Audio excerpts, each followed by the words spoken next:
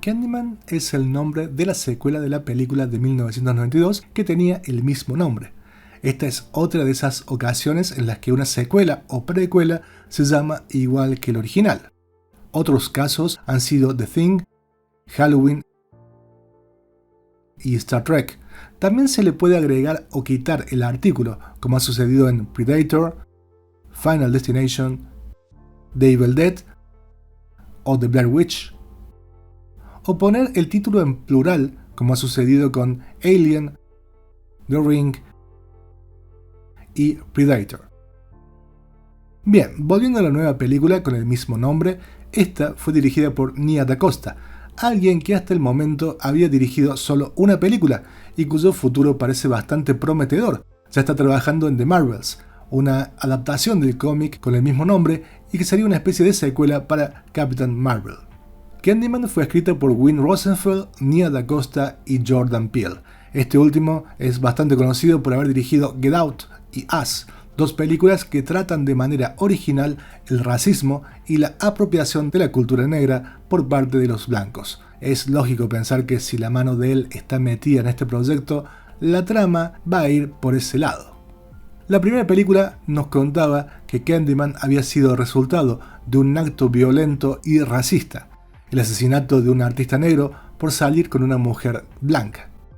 Mientras una periodista llamada Helen Lyle investigaba el fenómeno, comenzaba a obsesionarse con este personaje, dejando que éste la manipulara. Candyman se volvió en la primera película en tener un icono del terror de color negro. Este personaje podía compartir su podio con Freddy Krueger o Michael Myers. Y si estos personajes tuvieron sus regresos o intentos de regreso, ¿por qué no lo iba a tener Candyman? En el año 92 la historia hablaba de racismo, clasismo y opresión, pero todo era visto desde la perspectiva de una bonita joven blanca. Lo que hace diferente esta versión es que ahora lo veremos todo desde la perspectiva de un joven artista negro llamado Anthony McCoy. Anthony acaba de mudarse a un departamento con su novia Brianna cuando conoce la historia de Candyman. Esta historia lo obsesiona y su vida comienza a desmoronarse cuando decide invocarlo frente al espejo, nombrándolo 5 veces. Si bien no es una película que dejará a algunos sin poder dormir, posiblemente los deje sin querer repetir su nombre frente al espejo 5 veces. Seguramente ustedes tienen algunos espejos en sus casas, pero no le prestan demasiada atención. En esta película, cada vez que vean uno, seguramente va a llamar la atención de sus ojos. Y sí, hay una buena cantidad de espejos y un excelente uso de los mismos. Si bien hay elementos de terror, no es la intención de la historia mostrar a Candyman como el villano principal para vender muñecos. En esta versión, el personaje es una excusa para hacer un comentario sociopolítico.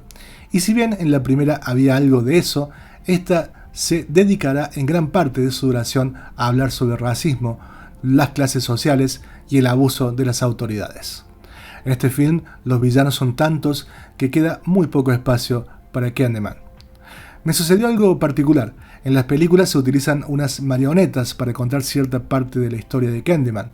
Al comienzo me pareció una buena manera de narrar la historia, pero este recurso lo vuelven a utilizar en otras ocasiones y ya no me resultó tan agradable. No me refiero a que el efecto sea malo, ya que está muy bien realizado, sino que me pareció que no hacía falta sobreutilizar este tipo de narrativa.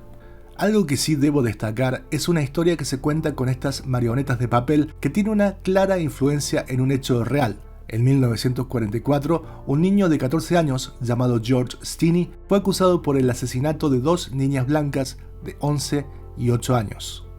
Fue llevado a un juicio que duró 3 horas y en el que un jurado, compuesto por 12 hombres blancos, decidió en 10 minutos sentenciarlo a la silla eléctrica.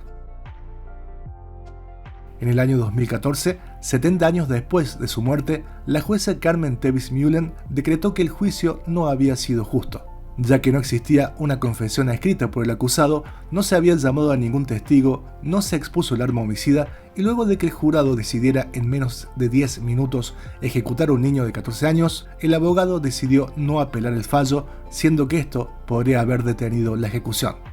En la apelación que realizó su familia en el año 2014, la hermana decía que había estado con él en el momento del asesinato y se demostró que las niñas habían sido asesinadas con una viga que el acusado no tenía suficiente fuerza para levantar.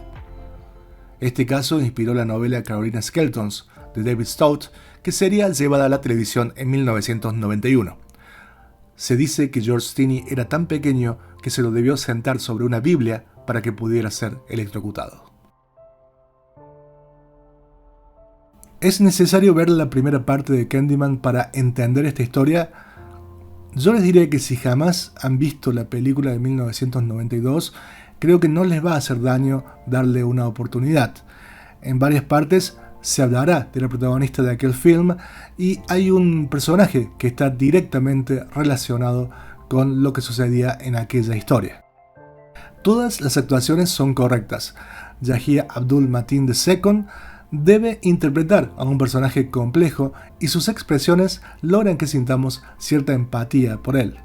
Teyonah Parris interpreta a la novia del protagonista e igualmente hace un gran papel interpretando a la mujer que intenta mantener sus pies sobre la tierra. Candyman isn't real, Anthony.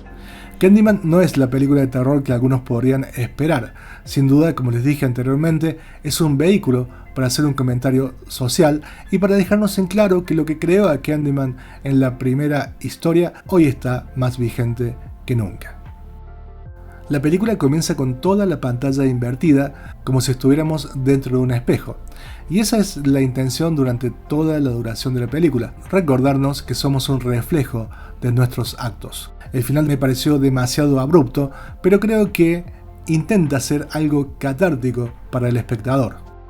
Como curiosidad, les cuento que esta es la primera entrega que cuenta con un hombre negro de protagonista, y en su semana de estreno superó en taquilla la película Free Guy, convirtiendo a su directora en la primera realizadora de color con un puesto número 1 en la taquilla norteamericana. Es la primera secuela de Candyman en la que no aparece el nombre de Clive Barker en los créditos. Barker es el escritor del relato original en el que está inspirado Candyman. Aún así, uno de los personajes de la película recibe el nombre de Clive y se puede ver a alguien leyendo una de las novelas del célebre autor. Originalmente la película iba a ser dirigida por Jordan Peele, pero este estaba dirigiendo Us, por lo que decidió que Nia Da Costa sería una buena opción para realizarla. Los cuadros que se utilizan en el film pertenecen a dos artistas diferentes para representar el estado mental del protagonista. Al comienzo veremos la obra de Cameron Spradley y cuando el protagonista se halla más perturbado se verá la obra de Jerwin Ovid, una artista de Trinidad que tiene un estilo muy particular. Candyman está clasificada R por contenido sangriento y lenguaje adulto. No hay desnudos ni escenas de sexo. Mi puntaje es un 3 de 5. De nuevo, Candyman de 2021 no es una película para vender muñequitos y ni siquiera para iniciar una franquicia. Es claramente una película con un comentario sociopolítico que sigue siendo relevante aún en nuestros tiempos. ¿La vieron? ¿Les gustó? ¿No les gustó? Dejen sus comentarios para saber qué opinan y de paso ayudamos a que otras personas decidan si verla o evitarla. Y ya saben que pueden suscribirse y dar clic en la campanita para que sigamos en contacto. Si ya están suscriptos, muchísimas gracias y como siempre voy a estar encantado de encontrarlos en otro video.